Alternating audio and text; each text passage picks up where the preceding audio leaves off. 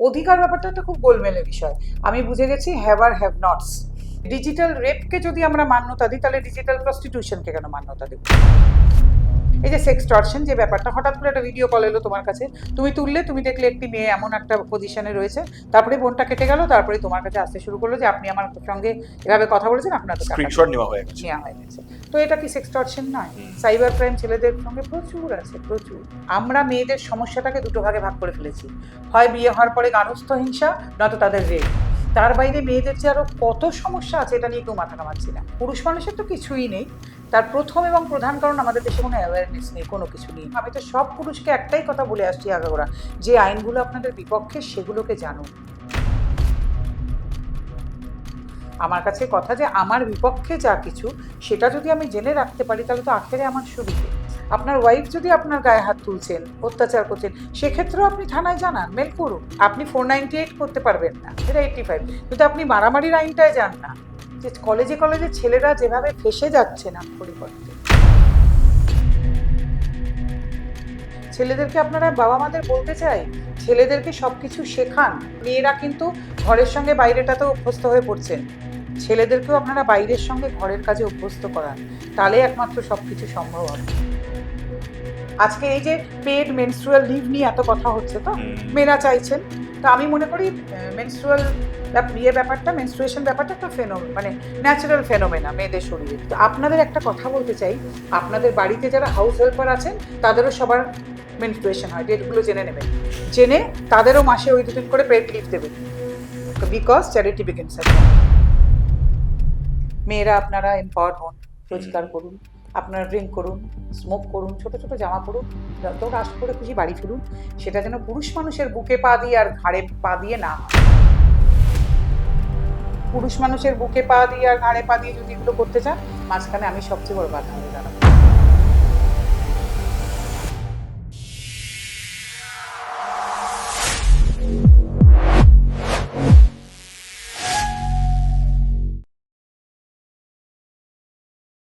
সমাজ জুড়ে নানা রকম নিয়ম কানুন আইন অনেক কিছু আছে, তার মধ্যে কতটুকু আমি বা আমরা জানি বুঝি, আমরা মাঝে মাঝে ঠেকে শিখতে পাই। সেই জন্য ঠেকবাজিতে আজকে এমন একজনের সঙ্গে আড্ডা দিতে চলেছি, যিনি ঠেকে তো শুধু শেখেননি এই ব্যাপারটা যে আইন কানুন কত রকমের আছে অন্যদেরও শিখিয়েছেন, এবং সম্ভবত ঠেকে আরো অনেক কিছুই তিনি শিখেছেন। তাই ঠেকবাজিতে আজকে যিনি আসছেন, তাকে বহু জায়গায় বহু রকম ট্রোলিং এর শিকার হতে হয়, তাদের দাপটে উত্তর দেন এই নন্দিনী। তিনি MRA অর্থাৎ men's rights activist Nandini Bhattacharya. নমস্কার। নমস্কার। বহুদিন পর তোমার সঙ্গে আড্ডা। একদম। তোমার সঙ্গে শেষ আমার প্রপার আড্ডা আমার রেডিও শোতে, সেখান থেকে আমি যখন এখানে এলাম গত প্রায় 9 বছরে তুমি ঠেকে অনেক কিছু শিখেছো, এবং তুমি আমাকে একটু আগে বলছিলে তুমি ঠেকে এটা বুঝতে পেরেছো যে তুমি পুরুষ অধিকার নিয়ে কাজ করার পাশাপাশি এটা বুঝতে পেরেছো ঠেকে যে মেয়েদেরও অধিকার বলতে কিচ্ছু নেই, অর্থাৎ সমাজে ব্যালেন্সটা প্রপার থাকা উচিত, শুধুমাত্র পুরুষ অধিকার নয়। ঠেকে কিভাবে কারোরই নেই, মানে আমাদের সারা দেশে, মানে এই কাজ করতে গিয়ে দেখলাম পৃথিবী জুড়েই অধিকার একটা খুব গোলমেলে শব্দ।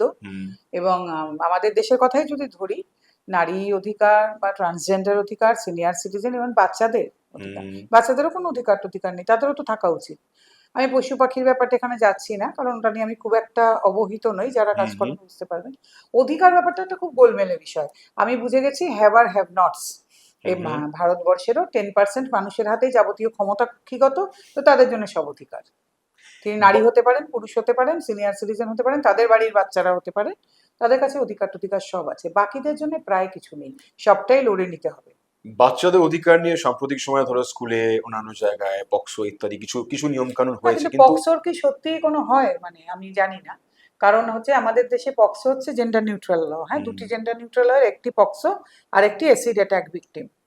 তো পক্সোতে বাড়ির যে বাচ্চা মেয়েরা থাকে বিভিন্ন দেশ জুড়ে, বিভিন্ন জায়গায়, বিভিন্ন বাড়িতেও যদি হয়, সে মেয়েদের কথা কতটুকু লিপিবদ্ধ হয়, তারপরে তো ছেলেদের কথা আসবে। আমি ছেলেদের ব্যাপারে ইন্টারেস্টিং একটা গল্প বলবো একটু পরে। তো মেয়েদের কথাই তো কোথাও লিপিবদ্ধ হয় না, তারপরে তো ছেলেরা সেক্সুয়ালি অ্যাবিউজ হতে পারেন এই ধারণা, তারপরে তো FIR করতে যাওয়া, কি থানায় জানানো, কি কেস হওয়া, কি গ্রেপ্তার, এই ধারণাটা তো আগে তৈরি হতে হবে যে ছেলেরাও, বাচ্চা ছেলেরাও সেক্সুয়ালি অ্যাবিউজড হন। মেয়েদের নিয়ে তো এই ধারণা নেই, মেয়েদের ব্যাপারেই তো খালি ঢাক ঢাক ঘুরঘুরে বলিস না বলিস না, স্কুলে হলেও তাই, মানে বাবা মা বলছে বলো না, কিন্তু এসব কথা শুধু পড়াশোনা স্কুলে নয়, কিন্তু এটা কিন্তু গান নাচের স্কুলেও হতে পারে, খেলাধুলার জায়গায়ও হতে পারে, আঁকা স্কুলেও বাড়িতে হতে পারে, প্রাইভেট টিউশনে। বাড়িতে হতে পারে, সব জায়গায় হতে পারে। কিন্তু মেয়েদের নিয়েই তো এটাতে আমরা সোচ্চার নই। তারপরে তো আসবে ছেলেরা। কারণ আমাদের দেশে ছেলেদের যে কোনো রকম অত্যাচার হয় বা ছেলেদের সঙ্গে যে এরকম কিছু হতে পারে, এটাকেই তো আমরা স্বীকার করি না। এবং সেই ছেলে বলতে একমাত্র বিবাহিত পুরুষ নয়, যেখান থেকে না তোমার না, মূলত আমি কাজ বলছি শুরু ছেলে হবে। বিবাহিত পুরুষ বলে যে তার উপর হবে এরম নয়, কিন্তু ওটা একটা স- অল্প সংখ্যক। আমাদের কাছে প্রচুর ছেলেরা আসেন যারা কিন্তু বাড়িতে কেউ কিছু মনে করবেন না এই কথাগুলো আমি বলছি বলে, মা বোনেদের দ্বারাও সেক্সুয়ালি অ্যাবিউজড আসেন এরকম। এত বছরের কাজে তুমি যদি বলো ঠেকে শিখলাম, তাহলে হুম। ঠেকে শিখলাম না, তো অনেক কিছু দেখলামও। তবে আমার ধারণা ছিল ঠেকবাজি, এবং এই সেটে ঢুকে ভাবছিলাম এটা ঠেক আর কি, মানে আমরা যেটাকে ঠেক বলি, আমরা এটার ঠেকে শিখছি, পরিবেশটা কিন্তু ঠেকের মতো। ঠেকের মতো, কারণ আমরা কিন্তু ঠেকে হ্যাঁ, শিখছি। দুটোই হয় আর কি, মানে একদমই। ঠেকবাজিতে বসে ঠেকে শেখার গল্প। তোমার ঠেকে শেখা, সেক্ষেত্রে তুমি যেটা বললে আমাকে একটু আগে, যে পুরুষ অধিকার একমাত্র নয়, মেয়েদেরও প্রায় কিচ্ছু নেই, সেভেন্টি হ্যাঁ, পার্সেন্ট মানে মহিলা। এটা আমি কাজ করতে এসে বুঝলাম হুম। যে পুরুষ মানুষের তো কিছুই নেই। তার প্রথম এবং প্রধান কারণ আমাদের দেশে কোনো অ্যাওয়ারনেস নেই কোনো কিছু নিয়ে। সেটা কিন্তু শুধু এই জিনিস নিয়ে নয়। আমাদের দেশে থ্যালাসেমিয়া নিয়ে কোনো অ্যাওয়ারনেস আছে? আমরা সারাক্ষণ ক্যাম্প করছি, আমরা লোক ডাকছি। এই যে রোটারি থেকে এবছরের তাদের ইয়েটাই হচ্ছে থ্যালাসেমিয়া, তো আমরা জানি যে আজকে ধরো তুমি আর তোমার স্ত্রী হুম। হুম। দুজনেই থ্যালাসেমিয়ার কেরিয়ার, তাহলে তোমার বাচ্চাটার কিন্তু অবভিয়াসলি থ্যালাসেমিয়া হবে। হতেই পারে। হুম। তাহলে আমরা এই নিয়ে কি কাজ করছি? আমরা তাহলে কখনো ভেবেছি বিয়ের আগে ছেলে মেয়ের মেহেন্দি সঙ্গীত রিসেপশনে পয়সা খরচা না করে আমাদের যে 5টা না 7টা ম্যান্ডেটরি টেস্ট আছে সেগুলো হওয়া দরকার? এটা বলা হয়, সিনেমা হলে কোনো কোনো সময় দেখানোও হয়। না না, আর আমরা কি খেয়াল রাখি না। বাধ্যতামূলক করতে পেরেছি যে এই টেস্টগুলো না হলে রেজিস্ট্রেশন হবে না? হুম। আবার যদি এটা করি সেইখানে আরেকটা চক্র গড়ে উঠবে, টাকা পয়সা খাবার, যে ওইটা করি মানে হয়ে গেছে বলে মিথ্যে রিপোর্ট দিয়ে আবার রেজিস্ট্রেশন হবে, সেখানে পয়সা খাওয়া হবে। এইটাই তো আমাদের দেশের চিত্র। তাহলে আমরা কি সেগুলো করতে পেরেছি? আমাদের দেশে অ্যাওয়ারনেস বলে কিছু আছে? আমাদের কি মনে হয় যে দুটি প্রাপ্তবয়স্ক ছেলেমেয়ের বিয়ের আগে এরকম থ্যালাসেমিয়া, এরকম সেক্সুয়ালি ট্রান্সমিটেড ডিজিজ, এইচআইভি, এমনি ব্লাড টেস্ট বা হুম। সাইকোসোম্যাটিক টেস্ট, বা যেগুলো বংশানুক্রমিক রোগ হতে পারে, সে সুগার হতে পারে, আরো অন্য কিছু, এই টেস্টগুলো করানো দরকার? এইগুলো রিপোর্ট এলে তবে সবকিছু হলে তবেই আমাদের রেজিস্ট্রেশনের জায়গায় তোমার যাওয়া কথা উচিত। শুনে মনে পড়ছে একটু, মানে লাইটার মোডে আর কি, টুইঙ্কল খান্না অক্ষয় কুমারকে নাকি বলেছিল তার যাবতীয় পুরো ফ্যামিলির পুরো মেডিকেল হিস্ট্রি আগে নিচে ডেফিনেটলি হওয়া দেখাতে। উচিত, একদম। সেটা নিয়ে সোশ্যাল মিডিয়াতে বেশ হাস্যকর না আলোচনা না, হয়েছিল। কারণ আমরা তো লজিক্যাল। এরকমই। হুম। আমরা তো এরকমই। কারণ আমরা তো কোনো সুস্থ স্বাভাবিক আলোচনা আমরা তো বুঝি না, কারণ আমরা তো ম্যাচিওর নই। আমরা এগুলো নিয়ে হাসির পদার্থ করে ফেলি। আমাদের তো অনেক বেশি ইন্টারেস্ট না কে মেহেন্দিতে কত টাকা লেহেঙ্গা পরলো, কি গয়না পরেছে, কিরকম ভাবে প্রি ওয়েডিং শুট হচ্ছে, আমাদের সেটা করতে হবে। কিন্তু আমরা যদি কেউ এই ধরনের, আমি ধরে নিচ্ছি দুজন সেলিব্রিটি কাপল এই জিনিসটা করেছে, আমরা কিন্তু সেটা করতে আগ্রহী হব না। মানে আমরা দেখবো যে কে কোন লেহেঙ্গা পরেছে, কাকে দিয়ে করলো, তাদের দিয়ে শুট করাবো, কে তাদের কত ফলো দামি করবো। জামা গয়না পরেছে, কে কিরম চুল তো বেঁধেছে। এটাও তো একটা ট্রেন্ড তার মানে সেট করা উচিত, হয়তো সেলিব্রিটি ডেফিনেটলি, দিয়েছে বা ডেফিনেটলি। ইনফ্লুয়েন্সারদের, যে আমরা এই এই টেস্ট গুলো করাচ্ছি, আপনারা করুন বা করান। কারণ আমি যেমন ধরো যে এই যে যাকে আমরা বাংলা ভাষায় বলা হয় পাগল, কিন্তু যে হুম। মেন্টাল যে প্রবলেমগুলো, এগুলো কিন্তু একটা হেরিডিটারি ব্যাপার। এই এই জায়গায় তুমি এবং তোমাদের মতো আরো যারা কাজ করছো, তোমরা মানুষকে অ্যাওয়্যার করতে কিভাবে আমাদের পারো? ক্ষমতা কতটুকু? তাও সোশ্যাল আমাদের মিডিয়া ব্যবহার না করে। না, আমরা তো করছি, আমরা তো আমাদের মতন করে সেমিনার করি, কিন্তু হুম। সেখানে আমরা কজনকেই বা ডাকতে পারি, আর কজন, আমাদের ক্ষমতাই বা কতটুকু? যদি জিজ্ঞেস করি, আজকে যে পুরুষ যার বয়স 30-35, মহিলা আমি সবার কথাই বলছি, সে এই বয়সে গিয়ে ঠেকে শিখছে, জীবন তাকে বাধ্য করছে শেখাতে, এইটা কোনোভাবে স্কুলে, এটাই বলতে চাই যে টেকে কেন শিখতে হবে।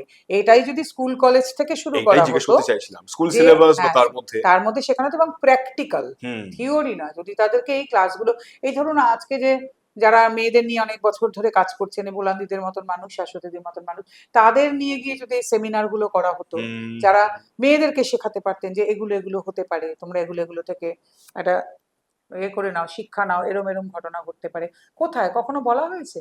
যারা মানে এমন মানুষ যারা বহুদিন ধরে মেয়েদের নিয়ে লেখালেখি করছেন, মেয়েদের নিয়ে কাজ করছেন, তাদের ডেকে সেমিনার করানো, তাদের ডেকে লেকচার দেওয়ানো, ছেলেদের স্কুলে স্কুলে এই সমস্ত ওয়ার্কশপ করানো।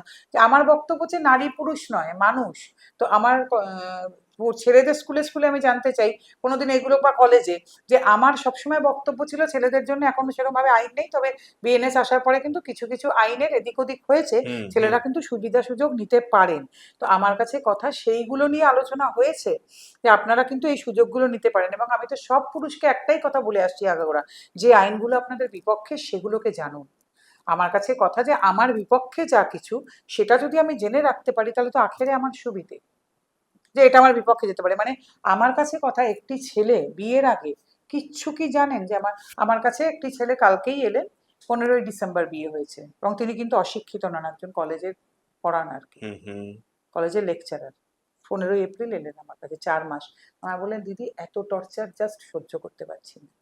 তো ফিজিক্যাল বলুন, মেন্টাল বোথ। সবকিছু। হুম তার বাবাকে নিয়ে এসেছিলেন, 4 মাস জাস্ট, 15ই এপ্রিল আমার কাছে এসেছিলেন। তাহলে কি বলবো, তাহলে ওনাদের কি উচিত না যে একটু আগে থেকে জেনে নেওয়া? এবং ওনার কলেজে আমি লেকচার দিতে গেছিলাম, উনি কিন্তু আমার কাছে সব শুনেও ছিলেন। তাহলে ওনার কি একটু উচিত ছিল না আগে থেকে দেখে নেওয়া, যে কোন কোনগুলো আমার বিপক্ষে যেতে পারে?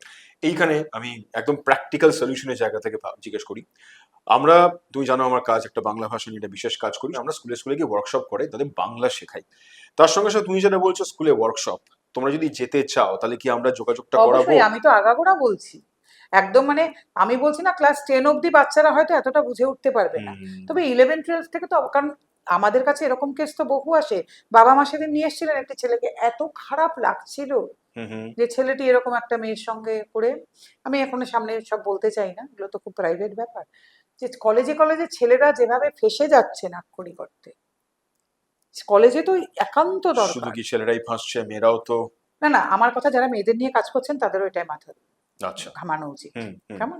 আমি বিভিন্ন মেয়েদের কলেজেও লেকচার দিতে যাই, সেখানে মেয়েরা আমাকে বলছেন যে দিদি, একটু গ্রামাঞ্চলের দিকে, যে জানেন তো দিদি আমাদের কেন পড়তে পাঠানো হয়েছে, এই ফার্স্ট ইয়ার সেকেন্ড ইয়ার বাবা মা বলছে তাহলে ভালো পাত্র পাওয়া যাবে।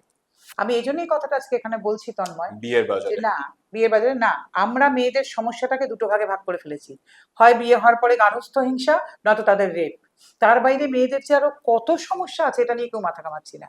যেমন এটা একটা জ্বলন্ত সমস্যা, বলছে জানেন তো দিদি, মা বাবা খালি জবরদস্তি করছে, এখনই বিয়ে দিয়ে দেবে, না হলে বলছে যদি বিয়ে না করিস আমি গায়ে আগুন দেবো, মা বলছে। কতখানি ইমোশনাল ব্ল্যাকমেল। এবার ওর টিচাররা হুম আমায় বলছে দিদি সামনের বার এসে কিন্তু এই ব্যাচটাকে আর দেখবেন না, মানে বিয়ে হয়ে গেছে। এবার এই মেয়েগুলোর কি হচ্ছে, একটু পড়াশোনা করেছে, একটু বাইরের জগৎ দেখেছে, তো ওদের কারোর মধ্যে ইচ্ছে হচ্ছে আমি পড়াবো কলেজে, কেউ ভাবছে নিজের একটা বুটিক খুলবো, কেউ ভাবছে আমি ফ্যাশন ডিজাইনার হবো, এর মধ্যে তো কোনো অন্যায় নেই। কিন্তু এই মেয়েগুলোর হয়তো বিয়ে দিয়ে দিচ্ছে, জীবনগুলো একদম এমন ভাবে কেটে কাটবে, এমন জায়গায় বিয়ে হবে, ওদের তো অনেক কিছু জীবনে ছিল। এবার এই মেয়েগুলো যদি এরপরে এই ফেসবুক বা সোশ্যাল মিডিয়া থেকে একটা ভুলভাল মানুষের পাল্লায় পড়ে অন্যরকম একটা জীবনে চলে যায়, ওদের কি দোষ দেওয়া যাবে? যাবে না তো ওদের দোষ দেওয়া। ওদের এই দোষ যাবার জন্য দায়ীটা কে তাহলে?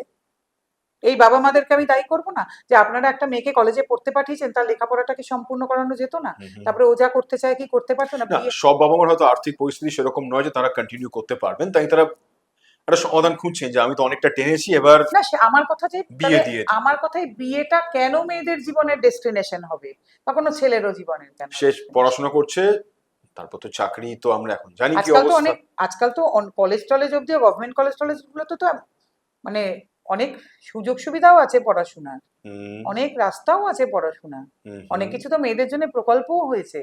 কিন্তু ওনাদের কিন্তু সেই ব্যাপারটা নয়, অনেকের কাছে টাকা পয়সা আছে কিন্তু যেভাবে হোক মেয়েটার একটা বিয়ে দিতে হবে, তাই জন্য একটা ফার্স্ট ইয়ার সেকেন্ড ইয়ার খোঁজা হচ্ছে। কিন্তু কেন মেয়েদেরকেও, কেন বিয়েটাই তাদের ডেস্টিনেশন হবে? আর ছেলেদেরও। আমার কাছে এসে একজন বলছেন, এই তো দিদি আমাদের তো বয়স হয়েছে। আলাম, আপনি তাহলে কি বলতে চান, মানে আপনাদের বয়স হয়েছে বলে ছেলেকে বিয়ে করতে হবে? হুম এটা হুম। তো হতে পারে না। না, ছেলেকে কে দেখবে? আমার ছেলেকে নিজেকে নিজে দেখবে।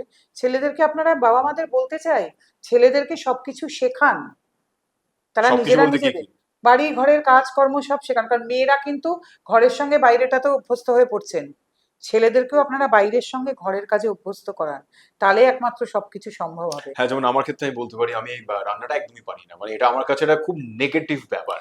হ্যাঁ, আমি এবার কি বলছি, আজকেও মেয়েরা কিন্তু জানেন যে ছেলেরা আমাদের উপর নির্ভরশীল এই জায়গাগুলোতে, তার ফলে সেখানে কিন্তু মেয়েরা এখানে আপার হ্যান্ডটা পাচ্ছেন। আমি ছেলেদের হুম। বারবার এই জন্য, বা ছেলেদের বাবা মায়েদেরকে বলতে চাই, এগুলো কিন্তু খুব বেসিক লাইফ স্কিল, হ্যাঁ, বেসিক লাইফ স্কিলের জায়গা থেকে নিঃসন্দেহে নিজে ছেলেদের রান্না। শেখান সবকিছু, হুম। তাহলে তাদের নির্ভরশীলতা কমলেই কিন্তু এই জিনিসগুলো কমবে। আপনি যদি ছেলের বিয়ে এভাবে দিচ্ছেন, ছেলেকে কে দেখবে, আপনার ছেলেকে নিজেকে দেখতে শেখান, তারপরে বিয়ে হবে। নিশ্চয়ই কম্পেনিয়নশিপের জন্য বিয়ে হলে অসুবিধা কি, কিন্তু একটা মেয়ে এসে আপনার ছেলেকে দেখবে, এই ভাবনা থেকে সরে গিয়ে তার মানে দাঁড়ান। সেটা কিন্তু ইনোভে একটা মেয়ের উপর একটা প্রেশার খানিকটা দিয়ে দেওয়া, যে তোমাকে এসে এই শুধু প্রেশার এতগুলো। না, তাকে আপার হ্যান্ডও দিয়ে দেওয়া। আচ্ছা। যখনই একটা বিয়ে হচ্ছে আর মেয়েটা ভাবছে যে আরে ও তো কিছুই পারে না, আমি না হলেও তো অচল, হুম। আপার হ্যান্ড দিয়ে দেওয়া না। আগেকার দিনে যেটা ছিল, একটা মেয়ের সেরকম ভাবে রোজগার ছিল না, টাকা পয়সা ছিল না, পুরুষ মানুষ সবসময় ভাবছেন যে আমার উপর নির্ভরশীল। আজকে কিন্তু সেই নির্ভরশীলতা মেয়েদের কমে আসছে বলেই এই যে আজকে মেয়েদের কিন্তু অন্যরকম অ্যাটিচিউড দেখা যাচ্ছে। হুম। তারা তাদের সঙ্গে খারাপ কিছু হলেই তারা বেরিয়ে যাওয়ার কথা ভাবছেন। আমাদেরকে এগুলো বুঝতে হবে, টেক্সচার। আমি কিন্তু পুরুষ অধিকারের কাজ করতে করতেই এগুলো বুঝতে পেরেছি। আজকে আমার কাছে এত পুরুষ মানুষ আসেন, আমি কিন্তু বোঝার চেষ্টা করি যে কেন এগুলো। তাহলে পুরুষ মানুষকে এটাই বলবো যে আপনারাই নির্ভরশীলতা থেকে বেরিয়ে আসুন, সেদিনই আপনারা এই জায়গাটায় পৌঁছতে পারবেন যে আমি নিজেকে নিজে দেখতে পারি, তারপরে বিয়ে যদি মনে হয় করব। এই জায়গাটা, এই বোধটা তৈরি করা প্রথমত ওই বাবা ছোট মায়ের কাজ। বাবা মা তো ঠিক আছে, বাড়িতে আমি তার আগে বলছি স্কুলেও যেখানে শিক্ষার জায়গাটা থাকে, তুমি বলছো ডেফিনেটলি। ক্লাস 9-10 এর কথা, সেখানে একটা কোয়েড স্কুলে ছেলে আর মেয়ে যদি একে অন্যকে সম্মান করার জায়গায় এটাও শেখে যে লিগালি আমরা কাকে, মানে নিশ্চয়ই পরবর্তীকালে। সবাইকে শিখতে হবে। আর মেয়ে সারাক্ষণ ছেলেদেরকে বলে লাভ নেই মেয়েদেরকে সম্মান করুন, মেয়েদেরকে সম্মান করুন। আজকে একজন অতি নামী অভিনেতা দেখলাম দিয়েছেন, তাকে আমিও খুব পছন্দ করি, তিনি বেটি বাঁচাও না বলে ছেলেকে বোঝান মানুষ হতে হবে, এটা কোনো কাজের কথা হতে পারে না। সবাইকে শিখতে হবে, সবাইকে সম্মান করতে হবে। কোনো একজন মহিলা তিনি মোটেই সুবিধের নন, তাকেও সম্মান করতে হবে, এটা কোনো কাজের কথা নয়। যিনি সম্মান করার মতন কাজ করেন তাকে সম্মান করব। নারী নির্বিশেষেই তাকে সম্মান করতে হবে, এটা কাজের কথা হতে পারে না। আর তেমনি পুরুষ নির্বিশেষেই রেপিস্ট হতে পারেন না। আমাদের বুঝতে হবে যারা সম্মানের যোগ্য তাদের সম্মান করতে হবে।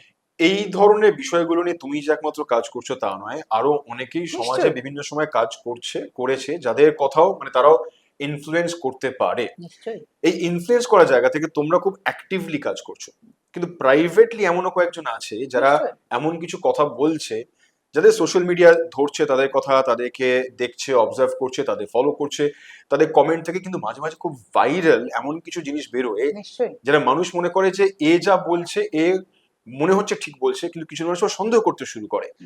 তোমার সঙ্গে আমার কথা হচ্ছিল একজন বিশেষ ব্যক্তিত্বকে নিয়ে, যাকে অফলেট সোশ্যাল মিডিয়া বিভিন্ন কারণে অদ্ভুতভাবে কাটাছেঁড়া করা শুরু না, করেছে। তার একটা বড় কারণ কি, এবং সেখানে দেখবে মেয়েরা কাটাছেঁড়া করছে বেশি ছেলেদের থেকে। তার কারণ কি হয়, আমাদের একটা এলিট ক্লাস আছে তো, যারা সেই এলিট ক্লাস মনে করেন সাধারণ যারা মহিলা বা পুরুষও হতে পারেন, তারা যদি হঠাৎ করে তাদের যে জায়গাগুলো ছিল সেইখানে হঠাৎ এসে বসেন, তাদের গন্ডগোল হয়ে যায়। মানে এমন কেউ যে যাকে দেখে মনে হচ্ছে, যার কথা খুব শুনে মনে সাধারণ, হচ্ছে সাধারণ। সাধারণ এবং খুবই মানে এমন জায়গা থেকে উঠে এসেছেন, মানে কোনোদিন তার বাড়িও সাধারণ, সেও সাধারণ, তার জামা কাপড়ও সাধারণ, তিনি হঠাৎ মানে 4টে ভালো বই পড়ে ফেলেছেন বা সিনেমা দেখে ফেলেছেন, সেটা হয়তো বুঝে এবং বলছেন যার বাচন ভঙ্গি, ভঙ্গিটা। শব্দের তখন ব্যবহার শুনে আমাদের মনে মনে হচ্ছে। রাখতে হবে যে আমাদের কিন্তু যিনি একটা আমি মনে করি ওরকম বিচক্ষণ রাজনৈতিক নেতা তো আমাদের দেশে বড় একটা জন্মাননি, নাম বলবো না, তিনি প্রেসিডেন্টও হয়েছিলেন। তারা কিন্তু খুব মানে ভীষণ সুচারু ইংরেজি না বলেও তারা কিন্তু ভারতবর্ষের এক একজন অতি দক্ষ নেতা এবং নেত্রী। কাজেই আমি যদি আমার কাজটা খুব সঠিকভাবে করতে পারি, তাহলে আমি কিরকম ইউরোপিয়ানদের মতন ইংরেজি বললাম না বললাম তাতে খুব কিছু আটকায় না, কারণ আমাদের একটা এন্ড অফ দ্য ডে ইংরেজি কিন্তু আমার মাদার টাং নয়। নয়, দ্বিতীয় কথা হচ্ছে এটা আমরা খেয়াল করি না যে ইংল্যান্ডেও কেউ কেউ হয়তো ইংরেজিতে ফেল করে, আর যেরকম তার এখানে। জন্য শুধু না, সারা পৃথিবী জুড়ে বহু নেতা আছেন যারা কিন্তু ইংরেজিটা বলতেই পারেন না, তারা নিজেদের ভাষায় কথা বলেন, দোভাষী ইন্টারপ্রেট করে দেন। মিখাইল গর্বাচভ, তিনি অনেক, জীবনে কোনোদিনও রাশিয়ানের বাইরে হ্যাঁ, একটা শব্দ আরো আছেন, উচ্চারণ করেননি। জাপানের প্রধানমন্ত্রীও তাই, অনেক আছেন। কাজে এটা কোনো কথা হতে পারে না যে আমি ইংরেজিটা কেমন বলি। তো আমার কাছে আমার মনে হয় যেটা ব্যক্তিগতভাবে, যে আসলে কি হয়, আমরা যখনই দেখি যে একজন সাধারণ বাড়ি থেকে একজন মহিলা বা পুরুষ তারা উঠে আসছেন হঠাৎ, তারা খুব ভাইরাল হয়েছেন এবং তাদের নিয়ে অনেক লেখালেখি খুব নামি দামি কাগজে বা পোর্টালে হচ্ছে, আমরা বোধহয় সেটা মেনে নিতে পারি না, আমাদের অসুবিধা হয়। কিন্তু যাকে নিয়ে কথা হচ্ছে তার কয়েকটা কথা সেদিন আমার খুব ভালো লাগলো, খুব স্ট্রাইক করলো, যে উনি বললেন যে উনি তো মানে ওনাদের কাছাকাছি অঞ্চলে, উনি কোথায় থাকেন আমি খুব এটা জানি না, বোধহয় একটু মফস্বলে বা কোথাওই থাকেন। বলেন আমি একটা বিয়ে বাড়িতে গিয়েছিলাম, সেখানে সব 14, 15, 16 বছরের মেয়েদের আমি দেখছি যে তাদের বিয়ে ছাড়া কোনো আলোচনা নেই, তারা এই বয়স থেকেই ভাবছে কোথায় বিয়ে হবে, কোথায় বিয়ে করবে। তাদের ছোট থেকে মানসিকতা হ্যাঁ, তৈরি হয়ে বলছে গেছে। খুব খারাপ লাগছে দেখে যে ওদের জীবনে কোনো ফোকাস নেই। হুম। ওরা একটা ভালো বই, ভালো সিনেমা, ভালো গল্প, এই সমস্ত কিছু নিয়ে ওদের মধ্যে কোনো আলোচনা নেই। আমার এত খারাপ লাগছিল যে ওদের লক্ষ্য নেই জীবনে, কোনো কোনো ফোকাস নেই। আমি তো সারা সময় এই কথাটাই বলে আসছি এবং উনি দেখলাম এই কথাটাই বলছেন। হুম। আমার খুব ভালো লাগলো ওনার এই কথাটা শুনে যে এম্পাওয়ারমেন্ট বা চিন্তা ভাবনার প্রসারতা মানেই কিন্তু নয় যে আমি খুব ঝরঝর করে ইংরেজি বলতে পারবো, আমি ভীষণ এসি রুমে বসে সেমিনার করতে করতে কফি খাবো, বা কি বলবো যে আমি দামি গাড়ি থেকে নামবো, আমার খুব সুচারু সাজবো, চুল সুচারু, এরকম নাও হতে পারে। আমি একটি অতি সাধারণ বাড়ির মহিলা যে রান্না করে বাচ্চা মানুষ করে খুব সাধারণভাবে থেকেও আমার মধ্যে এই বোধটা থাকতে পারে যে এই জেনারেশন থেকে ক্রমশ জীবনের লক্ষ্য, ফোকাস সব হারিয়ে যাচ্ছে এবং আমরা ভালো বই পড়া, ভালো সিনেমা দেখা, ভালো গান শোনা সেটা হারিয়ে ফেলছি বা সে নিয়ে আলোচনা করতে চাইছি না। আসলে এটাই হয় যে এটা না থ্রেট হয়ে যায় তখন মানুষের কাছে, যারে এগুলো তাহলে আমাদের বাইরেও অনেকে করে, হুম। এরকম হয় নাকি? এটা হতে পারে, এটা খুব থ্রেট মানুষের কাছে। ফোকাস, তুমি যে কথাটা বললে যে যাদের নিয়ে যারা আলোচনা করছিল তাদের বিয়ে ইত্যাদি নিয়ে, তারা ফোকাস থেকে সরে আসা। এটা কিন্তু আমার খুব আজকে জেনারেশনকে দেখে মনে হয় যে হুম। ওদের লাইফে না কোনো ফোকাস নেই। আমাদের এই এতখানি বয়সে এসেও আমরা প্রত্যেকদিন ভাবি নতুন কি করা যায়, নতুন কি করব। আমি যেই কাজটা করি আমি কিন্তু সারাক্ষণ সারা পৃথিবীতে সেটা নিয়ে কি কাজ হচ্ছে না, কি তুমি যাদের কথা বলো তারা ফোকাস নয়, কিন্তু তারা তো যেভাবে ইন্টারনেট বলো বা গ্যাজেট বা আরো কিছু ইন্টারনেট বা পাচ্ছে। গ্যাজেট মানেই কিন্তু ফোকাস না, নয়। ফোকাস আমি সেটা বলছি না, তারা জানে বরং অনেক বেশি, তারা দেশ দুনিয়াটাকে অনেক বেশি দেখতে পাচ্ছে তুমি নাকি? তাদের মানে জিজ্ঞেস করো গিয়ে, জিও পলিটিক্স নিয়ে কথা বলো, ফিসকাল হুম। পলিসি নিয়ে কথা বলো, সবকিছু নিয়ে কথা বলো, দেখ ওদের একটা খুব ক্ষুদ্র জায়গা। ওদের তুমি হুম। এআই চ্যাট জিপিটি নিয়ে কথা বলো, ফাইন, হুম। ওরা তো সবকিছুই চ্যাট জিপিটিতে ফেলে দিচ্ছে না। আমি কাউকে ছোট মানে করতে তুমি চাই বলতে না, চাইছো ইনডেপথ পড়াশোনাটার মধ্যে কেউ আর যাচ্ছে না, সুতরাং এটা ঘটছে। তাতে আমার উপর যে রাগ করুক, I don't mind for that. হুম।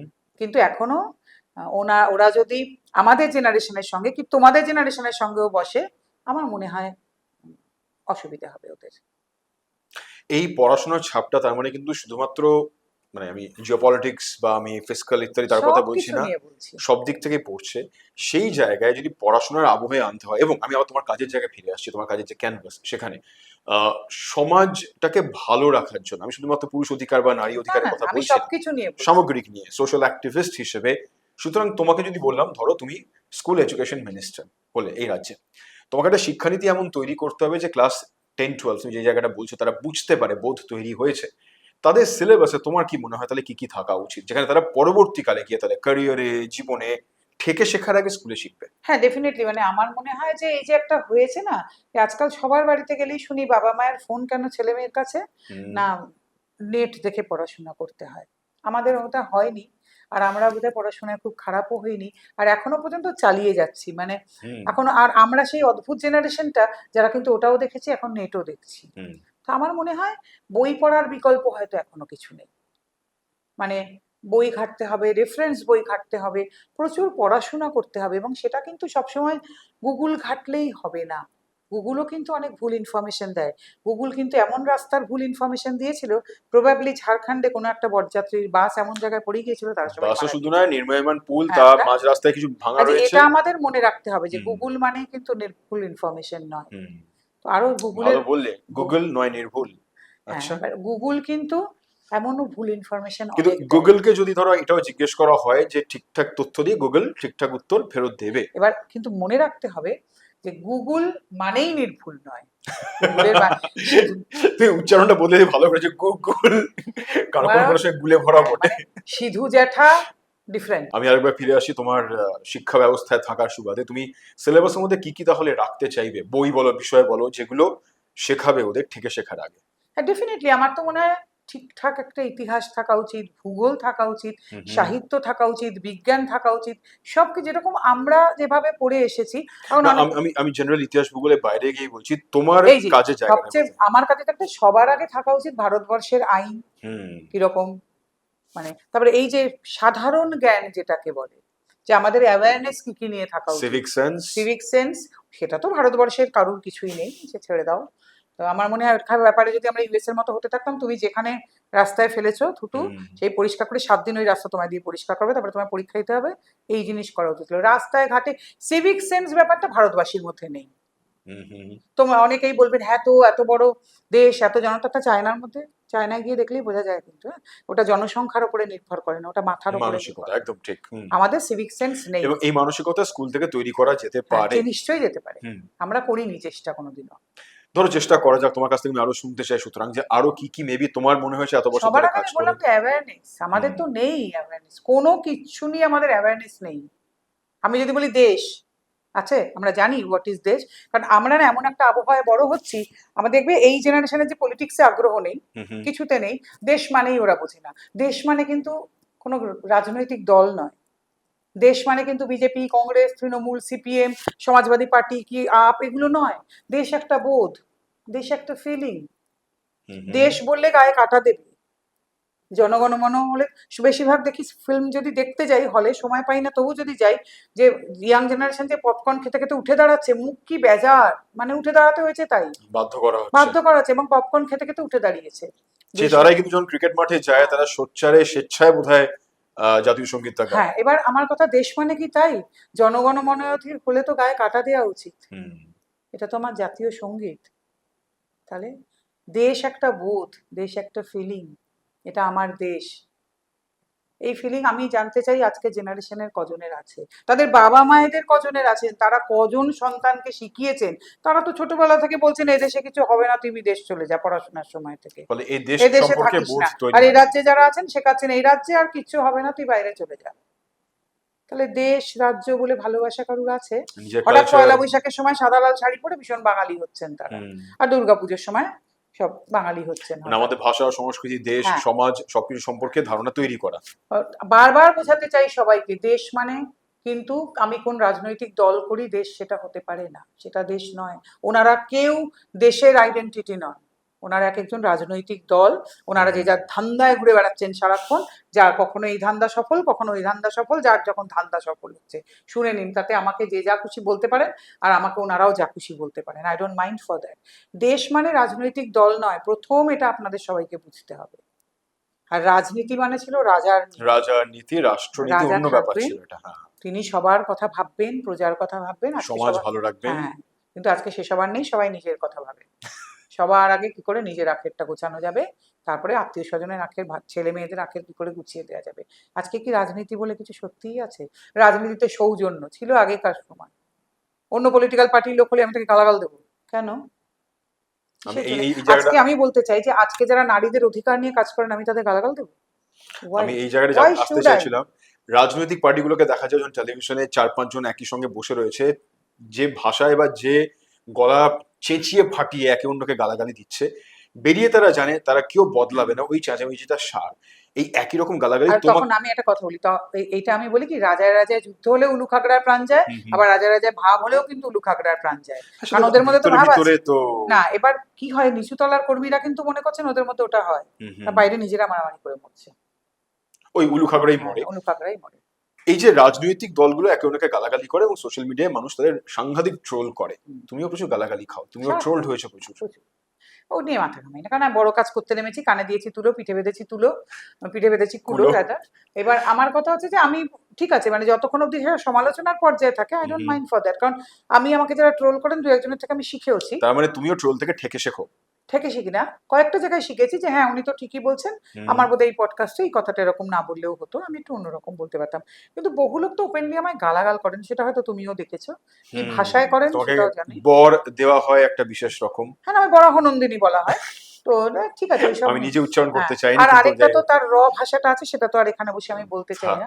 তো ঠিক আছে, একটা কথা মনে রাখবে তন্ময় সবসময়, যারা তোমায় এরকম গালাগাল দেন তারা নিজেদের ক্লাসটা চেনান, আমার কিন্তু কিছু আসে যায়, তারা নিজেদের ক্লাসটা চিনিয়ে দেন। সবচেয়ে বড় কথা, আমি তো একটা উদ্দেশ্য নিয়ে লড়ি, আমি কিন্তু নিজের পার্সোনাল এজেন্ডার জন্য কিছুই লড়াইটা করছি না, আমি পুরুষ এবং তাদের পরিবারের জন্য লড়াই করছি। যে পরিবারে বহু নারী আছেন যারা ভুক্তভোগী, তাদের মা বোন, তাদের স্ত্রী, কখনো কখনো মেয়েরা, তো যে নারীরা আমায় এ ধরনের গালাগাল দেন বরাহনন্দিনী বা কোনো কিছু বলে, আপনি কিন্তু নিজের অজান্তে সে নারীদেরকেও সে গালাগালটা দিয়ে ফেলছেন। কারণ বহু মা, ঠাকুমা, পিসিমা, অনেকের ওয়াইফ, অনেকের বোন, অনেকের মেয়ে আমার কাছে আসেন, আমার অফিসে এক একদিন শুধু মহিলাদেরই ভিড় থাকে। এটা ইন্টারেস্টিং, তুমি কাজ করো পুরুষ অধিকার নিয়ে, মহিলারাও তোমার কাছে আসছেন? না, মহিলারা না, তাদের পরিবারের যে সমস্ত মহিলারা, তারা তো প্রচন্ডভাবে ভুক্তভোগী। অনেকের মায়ের নামে খুনের মামলা, মিথ্যে খুনের মামলা, অনেকের বোনের নামে ফলস 498-এ, আর যে সমস্ত স্বামীরা ফলস রেপ কেসে আসেন, ফলস পক্সোতে আছেন, ফলস কর্পোরেট সেক্সুয়াল হ্যারাসমেন্টে তাদের স্ত্রীরাও তো আসেন। তাহলে আপনারা কিন্তু অজান্তে সেই মহিলাদেরকেও গালাগাল দিচ্ছেন, তাই না? আবার অনেক মহিলা আমায় ফোন করেন নিজের প্রবলেমে, কিন্তু সেখানে তো আমি খুব বেশি কিছু করতে পারি না।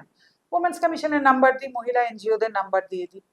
তো আমার কাছে কথা, আমার এটা কোনো ব্যক্তিগত এজেন্ডা নয়। আমি একটা কাজ করার চেষ্টা করছি যে যাতে কিছু মানুষের উপকার হয়, এটাই আমার একমাত্র চেষ্টা। যদি বেঁচে থাকাকালীন একটা মেন্স কমিশন হয়, নাথিং লাইক ইট।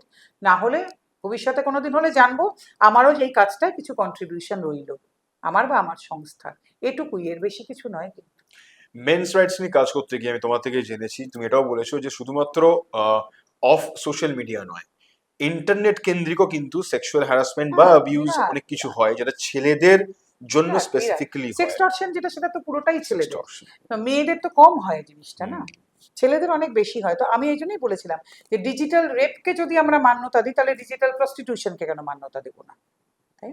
এই যে সেক্সটর্শন যে ব্যাপারটা, হঠাৎ করে একটা ভিডিও কল এলো তোমার কাছে, তুমি তুললে, তুমি দেখলে একটি মেয়ে এমন একটা পজিশনে রয়েছে, তারপরে বোনটা কেটে গেল, তারপরে তোমার কাছে আসতে শুরু করলো যে আপনি আমার সঙ্গে এভাবে কথা বলেছেন, আপনার তো টাকা স্ক্রিনশট নেওয়া হয়ে গেছে। নেওয়া হয়ে গেছে। তো এটা কি সেক্সটর্শন নয়? হুম। সাইবার ক্রাইম ছেলেদের সঙ্গে প্রচুর আছে, প্রচুর। কিন্তু এটা নিয়ে না আমরা কথা বলি না, আচ্ছা, ছেলেরাও ভয় এরকম পান। যদি ঘটনা সত্যি ঘটে, সেক্সটর্শন এরকম ভাই, যেখানে স্ক্রিনশট নেওয়া হয়ে গেল, আমি জাস্ট ঘটনা তুমি বললে বলে বলছি, একটা ছেলে যদি জড়িয়ে গিয়ে থাকে না বুঝে না চেয়ে, সে এড়িয়ে যাওয়ার উপায়টা কোথায়? ল হ্যাঁ, এড়িয়ে আছে। না, তাকে তো লালবাড়িটা সাইবার ক্রাইমের সঙ্গে সঙ্গে রিপোর্ট করতে হবে না। হুম। ছেলেরা না ভয় পায়, ওই টাকাটা দিতে থাকে, ভাবে এই বাড়িতে বউ জেনে যাবে, এটা ডিজিটাল অ্যারেস্ট। হ্যাঁ ডিজিটাল অ্যারেস্ট হবে, এই হবে তাই হবে। ভয় পাওয়ার কিছু নেই, আপনি যদি সত্যিই কিছু না করে থাকেন, আপনাকে প্রপার প্রসিডিংস এর মধ্যে দিয়ে যেতে হবে। তাহলে ল এক্ষেত্রে আছে। ডেফিনেটলি সাইবার ক্রাইমে তো সবার জন্যই ল আছে, মেয়েদের জন্য হুম। একা নাকি সাইবার ক্রাইম? কখনো না। ইভেন আমরা তো এটাও বলছি না যে আপনার ওয়াইফ যদি আপনার গায়ে হাত তুলছেন, অত্যাচার করছেন, সেক্ষেত্রেও আপনি থানায় জানান, মেল করুন। আচ্ছা, গায়ে হাত দেওয়া মানে মহিলা পুরুষের গায়ে হাত দেওয়া প্রসঙ্গে। সেটার জন্য তো মারামারি, যেটা আগে 323 ছিল, সেটা তো আছে তো। হুম হুম। আপনি সেই, আপনি 498 করতে পারবেন না, এটা 85, কিন্তু আপনি মারামারির আইনটায় যান না, আপনি সেই হিসেবে তো করতে পারেন। ছেলেরা কি যেতে চায় না? আর একটু দেখে সে ভানু বন্দ্যোপাধ্যায়ের মতন দেখি না কি করে। তার বাবা মাও বলতে থাকে যে বাবু ছেড়ে দে, আমাদের বাড়িতে হয়নি, লজ্জা সম্মান। কিন্তু হুম। তুমি যদি তোমার বউয়ের পারিবারিক। গায়ে একদিন হাত তোলে, সে কি একবারও বসে থাকবে? সে কি বলবে দেখি না কি করে? সে তো সেই মুহূর্তে দৌড়ে যাবে। তোমার সঙ্গে কথা বলতে গিয়ে আমি এটাও জানতে পেরেছি যে আমেরিকার সঙ্গে তুমি একটা একটা আমেরিকা আলোচনা, না, সারা পৃথিবীর সঙ্গে ওয়েবিনার ছিল একটা সেদিন। ওয়েবিনার ছিল, সেখানেও নাকি এই আলোচনা না, হয়েছে। এ তো চিরকাল, আমি তো জানি। হুম। আমার যারা ছেলেরা সেটা অ্যাটেন্ড করেছে, তারা আমাকে বলছে দিদি সারা পৃথিবীতেই এই জিনিস হয়। ওই ইউএস এর ভদ্রলোক, আমেরিকান ভদ্রলোক বলছিলেন ওনার ওয়াইফ ওনাকে এরকম ভাবে মারধর করতো। ওরা খুব সারপ্রাইজড, কারণ ওদের এতদিন ধারণা ছিল যেটা বাংলায় হয়, বা ওরাও যারা নানান জায়গায় ছড়িয়ে আছে, ব্যাঙ্গালোর হায়দ্রাবাদ কি চেনে, ওদের সঙ্গে এরকম হয়েছে। তাতে পৃথিবীতে সবাইকে এরকম হয়, সবার জায়গায় পুরুষরা এরকম মারধর খায়? আমার বললাম, তোদের দেখার এখনো অনেক বাকি আছে, দেখ। আমি এখান থেকে একটা অন্য একটা তুলনার দিকে আসি। আমেরিকা আমাদের চোখে খুব উন্নত একটা দেশ, টেকনিক্যালি যাকে বলা হয় নাকি ফার্স্ট ওয়ার্ল্ড কান্ট্রি। আমরা ভারতীয় থার্ড ওয়ার্ল্ড কান্ট্রি। এবার আমি সমাজের ছবিটাকে একটু উড়িয়ে দিচ্ছি, ঘুরিয়ে দিচ্ছি। সমাজে উচ্চবিত্ত আর নিম্নবিত্ত মানুষের ধারণা যে নিম্নবিত্ত বা মধ্যবিত্ত তাদের ক্ষেত্রে ঘটনাগুলো ঘটে, একদম না, উচ্চবিত্তদের ক্ষেত্রে ঘটে না। ঠিক উল্টো। ঠিক যেরকম ইউএসএ তে ঘটে না। তাহলে কি? আমি বলি, নিম্নবিত্ত একটি মহিলা, ধর তোমার বাড়িতে যিনি গৃহ সহায়িকার কাজ হুম। করেন, হ্যাঁ, তো সেখানে তার হাজবেন্ড যদি তার সঙ্গে এরকম করে, মেয়েটি কিন্তু বেরিয়ে যেতে পারবে। দেখো ওনাদের কিন্তু খুব তেজ থাকে, মানে ওনারা কিন্তু খুব আত্মসম্মান। কারণ উনি জানেন উনি 5টা বাড়িতে কাজ করেন, ওনার কাছে একটা রোজগার আছে, উনি বেরিয়ে যাবেন, বেরিয়ে হয় থানায়ও যেতে পারে, বলেন তোমার সঙ্গে থাকবো না। কিন্তু উচ্চবিত্ত বাড়িতে যেসব মহিলা আছেন, এক হচ্ছে অনেকেই ওনারা কিছু করেন না, কারণ অনেক টাকা পয়সা আছে, সেসব বাড়িতে একটু আপত্তিও থাকে বউদের কাজ করতে দিতে। আর হতে পারে ওনার বাপের বাড়ি আর শ্বশুর বাড়ির ব্যবসা আছে একসঙ্গে, এরকম হয়তো দুটো মানে এই ব্যবসায়ী প্র্যাকটিক্যাল পরিবারে। কেসেস তোমার কাছে হ্যাঁ, এসেছে? আছে আছে, দুটো ব্যবসায়ী পরিবারে হয় না বিয়ে, হুম হুম এই হুম বাড়ির মেয়েকে ওই বাড়িতে দেওয়া হয়েছে, এই বাড়ির মেয়ে আবার ওই হুম বাড়ি হুম গেছে, তাদের হয়ে যায় বিরাট সমস্যা। তার বাপের বাড়িতেও তো এটা বলা হচ্ছে, তুই এলে আমাদের ব্যবসার ক্ষতি হয়ে যাবে। ওপাশে যারা আছেন, যারা এটা শুনছেন, তারা নিজের মনে মনে জানবেন, হয়তো তোমাদের কাছে ফোনও আসবে, যে তাদের তো কোথাও যাবার জায়গা নেই। সেই মেয়েদের অবস্থা কিন্তু সবচেয়ে সঙ্গীন। হয়তো আবার হতে পারে তার ননদের সঙ্গে ওর ভাইয়ের বিয়ে হয়েছে, হুম। আর বুঝতে পারছো তুমি ব্যাপারটা? তো এই বাড়ির পয়সা ওই বাড়িতে ইনভেস্ট করা আছে, বা ওই বাড়ির পয়সা এই বাড়িতে, ব্যবসায়িক স্বার্থ বা অন্য কোনো স্বার্থ যে তাদের কারণে কোনোদিন কোথাও যাওয়া হবে না। আর তারা তো দুম করে, আমি একটা কথা বলি, তারা কি কোনো লোকের বাড়িতে রান্না করতে পারবে গিয়ে? না। তারা তো সেই জীবনে অভ্যস্ত। আমি এরম মেয়েকেও জানি, আমায় বলেছে, দিদি আসলে বাপের বাড়িতে তো জানেন তো এসিও নেই, গাড়ি টাড়ি নেই, এত বছরে এমন অভ্যস্ত হয়ে গেছি না, তাই একটু একটু মার খেয়ে এখানেও পড়ে আছি। ভাবতে পারছো অভ্যাস এমন জিনিস? হুম। আমি এরম মেয়েকেও জানি। তুমি যেটা বলছিলে ছেলেদের ক্ষেত্রে যে ইন্ডিপেন্ডেন্ট হওয়া, মানে জেনে রাখা আমি লাইফ সবার স্কিল। আগে একটা কথা আজকে এখানে বসে বলে যেতে চাই, প্রত্যেকটি মেয়ের জন্য রোজগার নেসেসারি হতে হবে। এবং একজন পুরুষ অধিকার কর্মী হিসেবে তুমি এই কথা আমি সব জায়গায় একই কথা বলছি, প্রত্যেকটি মেয়ের জন্য রোজগার নেসেসারি হতে হবে। আর তারপরে কাঁদবেন না যে শ্বশুরবাড়ি গিয়ে চাকরি ছেড়ে দিতে বলেছে। আপনি কেন ছাড়বেন? একটি ছেলেকে কি বলা যায় চাকরি ছেড়ে দেওয়ার কথা? তার মানে কি ছেলেদের জন্য রোজগার নেসেসারি? তাহলে আপনাদের জন্য কেন হবে না? আপনারা কোনোদিন নিজেদের এই প্রশ্ন করেছেন? আপনারা যে বলেন বাচ্চা হলেই চাকরি ছেড়ে দেবো, ছেলেরা ছাড়ে, আপনারা কেন ছাড়বেন? এটা মনে রাখবেন একটা কথা আমি তার মানে বলতে চাই। রোজগারের জায়গা থেকে, স্বাবলম্বী হওয়ার জায়গা থেকে নিজস্ব একটা ক্ষমতা তৈরি থাকলো, ইকুয়ালিটি চাইলে কিন্তু তাহলে ওখান থেকে হবে। হ্যাঁ, কিন্তু কি ক্ষমতাটাকে তারপরে মিসইউজ করা না, নয়, একে আমার অন্যের একটাই বিরুদ্ধে নয়। বক্তব্য, আমি আগাগোড়া বলে এসেছি, মেয়েরা আপনারা এম্পাওয়ার্ড হন, রোজগার করুন, আপনারা ড্রিঙ্ক করুন, স্মোক করুন, ছোট ছোট জামা পরুন, যত রাস করে খুশি বাড়ি ফিরুন, সেটা যেন পুরুষ মানুষের বুকে পা দিয়ে আর ঘাড়ে পা দিয়ে না হয়। এইটা আমার বক্তব্য। মিস ইউজ করে তাদের থেকে টাকা নেবেন, তাদের পয়সায় এগুলো করবেন, এটা যেন না হয়। আপনাদের পয়সায় যা খুশি করুন। কিন্তু যদি কোনো পুরুষ বলে আমি ভালোবেসে ওটা দিচ্ছি, তাহলে না, তা তো তার ব্যাপার, সে বোকামি তিনি বুঝবেন, তার দায়িত্ব তো আমাদের কারোর হতে পারে না। সেটা তো তার বোকামি, তিনি বুঝবেন, তিনি ভালোবেসে যা খুশি দিন না কেন, ডাজেন্ট ম্যাটার। কিন্তু যে পুরুষ মনে করছেন তিনি টর্চার, তার কাছ থেকে জবরদস্তি নেওয়া হচ্ছে, আমি সেই কথা বলতে চাইছি যে এইটা করবেন না। এতে আপনার সবার আগে নিজের অসম্মান হয়। সেই মেয়েটিকে বলতে চাই, এইটা করবেন না। আপনি নিজের পয়সায় যা খুশি করুন না, হু কেয়ার্স? কেউ কেয়ার করে না। হ্যাঁ, মানে আপনি নিজের জীবন নিজে কাটান, প্রত্যেকে ফাইন্যান্সিয়ালি ইন্ডিপেন্ডেন্ট, যা কিন্তু তারা খুশি কাজ করুন, করছেন, থাকছেন একসঙ্গে, যা একে অন্যের খুশি করুন। বিরুদ্ধে কিন্তু নয়। পুরুষ মানুষের বুকে পা দিয়ে আর ঘাড়ে পা দিয়ে যদি এগুলো করতে চান, মাঝখানে আমি সবচেয়ে বড় বাধা হয়ে দাঁড়াবো, এটাও বলে দিই। এটা পুরো ফিল্মি ডায়লগ। না না না, আমি তো সবসময় না, বলি। আমি মাঝখানে বাধা হয়ে একদম, আমি বাংলায় যতদিন আমি আছি, আমি বাধা হয়ে দাঁড়াবো। বাস। আরো কয়েকটা কথা বলতে চাই আজকে। ধরো ধরো আজকে এই যে পেড মেনস্ট্রুয়াল লিভ নিয়ে এত কথা হচ্ছে, তো মেয়েরা চাইছেন, তো আমি মনে করি মেনস্ট্রুয়াল ব্যাপারটা, মেনস্ট্রুয়েশন ব্যাপারটা একটা মানে ন্যাচারাল ফেনোমেনা মেয়েদের শরীরে। আমার মা মাসি সব চাকরি করেছেন, পিসিরা এই নিয়েই করেছেন, ঠাকুমাদেরও ছিল, তাই নিয়ে এত এত সংসারের কাজ করেছেন। আমরাও সবাই চাকরি বাকরি করেছি, এখন এই কাজ করি, এগুলো নিয়েই করেছি। তো মেয়েদের, আজকালকার মেয়েরা হঠাৎ মনে করছেন এই জন্য ছুটি টুটি দরকার, পেড লিভ খুব ভালো, নো প্রবলেম, অনেক মেয়েরই সমস্যা। তো আপনাদের একটা কথা বলতে চাই, আপনাদের বাড়িতে যারা হাউস হেল্পার আছেন, তাদেরও সবার মেনস্ট্রুয়েশন হয়, ডেটগুলো জেনে নেবেন, জেনে তাদেরও মাসে ওই দুদিন করে পেড লিভ দেবেন, because charity begins at home. যে কোনো লড়াই, যে কোনো ভেরি আন্দোলন ভ্যালিড পয়েন্ট, বাড়ি থেকে শুরু হয়। ভেরি আপনারা ভ্যালিড। তাদের সবার কাছ থেকে ডেটগুলো জেনে নিয়ে, কারণ ওনারা ছুটি চাইলে সবার আগে আপনাদের মুখ হারি হয়ে যায়, তাহলে ওদেরও দুদিন করে ছুটি দেবেন। আপনাদের যদি পেড লিভের স্বাধীনতা আছে, ওনাদেরও আছে, জেনে নিয়ে ছুটিগুলো দেবেন। সেদিন জানবো আপনাদের এই আন্দোলনের সার্থকতা আছে, না হলে কিন্তু এটা জানবো সুবিধেবাদ। আচ্ছা, তুমি আমাকে এটাও বলেছো যে ছেলেদের যে মেন্টাল প্রবলেম, তার সঙ্গে সঙ্গে আহ, মানে আমার স্ত্রীর ক্ষেত্রে বলতে পারি, আমাদের সন্তানের বয়স হয় মাত্র 4 মাস, মেয়ের। তো আমি দেখতে পাচ্ছি যে পোস্ট পার্টাম ডিপ্রেশন কি জিনিস। তুমি আর কথায় কথায় বলছিলে যে ছেলেদেরও হয়, ছেলেদের ক্ষেত্রেও নাকি হয়, একদম। এটা আমি টের পাইনি। না না, এটা তুমি কিন্তু ওই যে আবার বলো, তুমি গুগল জ্যাঠাকে দেখে নিও। তো মানে কিভাবে সেটা না, ছেলেদের আমি ক্ষেত্রে একটা কথা বলি, ছেলেদের তখন কি হয়, একটা বাচ্চা হলে একটি মেয়ে তো বাচ্চাটাকে নিয়ে খুব ব্যস্ত হয়ে যায়, তো অবভিয়াসলি তার খাওয়া, তার একদম ঘুম, একদম। মেয়েদের তখন ভালো করে ঘুম হয় না, বিশ্রাম হয় না, বা কি হয় বাচ্চাটা ঘুমোচ্ছে, মেয়েটাও হয়তো ঘুমিয়ে পড়ছে, এগুলো খুব স্বাভাবিক একটা মায়ের একটা যে ছেলেটির না তখন অনেক সময় হয়, সব ছেলের হয় বলছি না, অনেক ছেলের এটা হয় কি আমাকে আর এ করছে না, আচ্ছা, মানে আমার এই একাকিত্ব বা একাকিত্ব, আমি সেই বা স্ত্রী আমার, ইম্পর্টেন্স মেয়েটি পাচ্ছি আমার না। ওয়াইফ দূরে সরে যাচ্ছে, অনেক ছেলের মধ্যে এটা হয়, ছেলেদের মধ্যেও এটা হয়, হয়তো অনেক কম কিন্তু হয় ছেলেদের মধ্যেও এটা।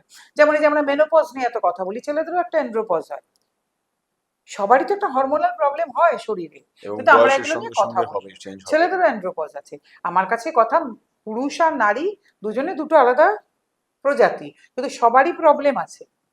আমরা সারাক্ষণ মেয়েদের গুলো নিয়ে কথা বলে গেলাম, তো এবার বোধহয় একটু সময় এসেছে পুরুষ মানুষের গুলো নিয়েও কথা বলার, সেগুলো একটু বললে যে আপনারা ইকুয়ালিটি কথা বলেন সেগুলো বজায় থাকে। আমার এটা বক্তব্য, আর কিছু না। 9 বছর হয়ে গেছে তুমি এই নিয়ে কাজ করছো। সামনের দিনে এমন কোনো বিশেষ পরিকল্পনা তোমার? মেন্স কমিশন নিয়ে তুমি বহুদিন ধরে আমার কোনো আলোচনা করছো। পরিকল্পনা নেই, কারণ মেন্স কমিশন করার মালিক তো আমি না, না। মালিক কিন্তু বলবো না আমি, কিন্তু পরিকল্পনা একটাই, ভারতবর্ষে যে কোনো কিছুর মূল্যে এখন একটা মেন্স কমিশন দরকার। কারণ দেখো, আইন টাইন না পরের বিষয়, আইন ততক্ষণ হবে না যতক্ষণ না তুমি স্ট্যাটিস্টিক্স আর ডেটা দিতে পারবে। তখন এটা তুমি কোথায় পাবে? একটা মেন্স কমিশন হলে। বছরের শেষে এনসিআরবি কি বলে? এবছর ডোমেস্টিক ভায়োলেন্সে এত মহিলা আক্রান্ত, এবছর একটু কম, এবছর একটু বেশি। কোথায় পান? সারা ভারতবর্ষে যত থানায় রিপোর্ট জমা পড়ছে, ওমেন্স কমিশনের রিপোর্ট জমা পড়ছে, সেই নিয়ে ওনারা একটা ডেটা তৈরি করেন। তা পুরুষেরটা কোথায় পাবেন? ধরো আমাদের কাছে আছে, তুমি আমাকে যদি এখন জিজ্ঞেস করো, আমি কিন্তু এই এপ্রিলের 15 তারিখ অব্দি আমাদের কাছে কতজন এসছেন আমি তোমায় বলে দিতে পারবো, কারণ আমার রেগুলার কম্পিউটারে উঠে যাচ্ছে।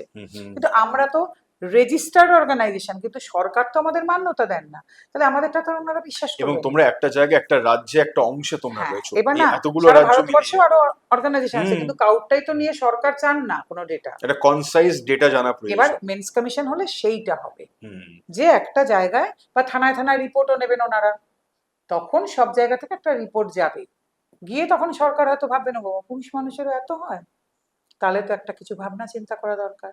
আর কখনোই আমাদের বক্তব্য ছিল না যে আপনারা মহিলাদের জন্য আইনগুলো সব সরিয়ে দিন, পুরুষের জন্য আইন করুন, না। আপনাদের কাছে যদি 498A ছিল, যেটা 85-86 হয়েছে, আপনারা একটা এরকম 498B করুন, সেটার কি কত নম্বর দেবেন সেটা আপনারা ঠিক করুন, যে পুরুষ মানুষও কমপ্লেন করতে পারে, পুরুষ মানুষের পরিবার, মা বোনরা গিয়েও থানায় বলতে পারেন, ওমেন্স কমিশনেও তাহলে তারা যেতে পারেন। কারণ এখন ওমেন্স কমিশন তাদের কথার মান্যতা দেন না, নাকি ওই মা বোনরা পুরুষ কমিশনে যাবে। তুই যে কথাটা বললে মাঝখানে এক জায়গায় যে আমি বাধা হয়ে দাঁড়াবো, তুই বাধা হয়েছো বলে লাইফ থ্রেট পেয়েছো? না, আচ্ছা, আমাকে কিন্তু আমার বাংলার, ভারতবর্ষের সবাই অত্যন্ত ভালোবাসেন। আর আমি কিন্তু পুলিশ প্রশাসন, আইনজীবী, ডাক্তার বলো বা যারাই হোক, সে হুম মানে এন্টারটেনমেন্ট ওয়ার্ল্ড, তোমাদের মিডিয়া, খেলাধুলা, সমস্ত জায়গা থেকে অকুণ্ঠ সহযোগিতা পেয়েছি। ব্যবসায়ী মহল, না পেলে এখানে আসতে পারতাম না। এবং তার মধ্যে একটা বড় সংখ্যক কিন্তু মহিলা, তাদের না পেলে এখানে আসা যেত না। আর ওই যে স্ট্রে মানুষ তো থাকবেনই যারা বিরোধিতা করবেন, এটা তো যে কোনো কাজ। যে আড্ডাটা হলো আসলে ঠেকে শিখলাম, সে ঠেকে শেখা কাজটা আজকে আমার সামান্য কিছুক্ষণের জন্য হলো। আপনি হয়তো অনেক কিছু ঠেকে শিখলেন, কিন্তু এবার আপনাকে কমেন্টে জানাতে হবে যে আপনার কোন পয়েন্টটা ভালো লাগলো, ভালো লাগলো না। হতেই পারে আমরা এর একটা দ্বিতীয় পর্বের আড্ডা নিলাম, যেখানে আপনারা যে যে কমেন্ট করলেন তার উত্তর ধরে ধরে নন্দিনীদি দেবেন, কারণ আমার মনে হয় সেরকম একটা আড্ডা আমাদের হওয়া দরকার। এরপরে একদম, ট্রোলার্স, হেটার্স এবং যারা প্রশংসা করবেন, তারা যে যে কথাগুলো তোমাকে বলবেন, আমরা নিশ্চয়ই, সরাসরি তার একটা প্রশ্ন উত্তর নিয়ে একটা আড্ডা পরের দিন ঠেকবাজিতে হতেই পারে। ডেফিনেট, কেমন লাগলো ঠেকবাজিতে এসে? খুব ভালো, দারুণ, ঠেকে শেখার জায়গা। একদম। Thank you so much.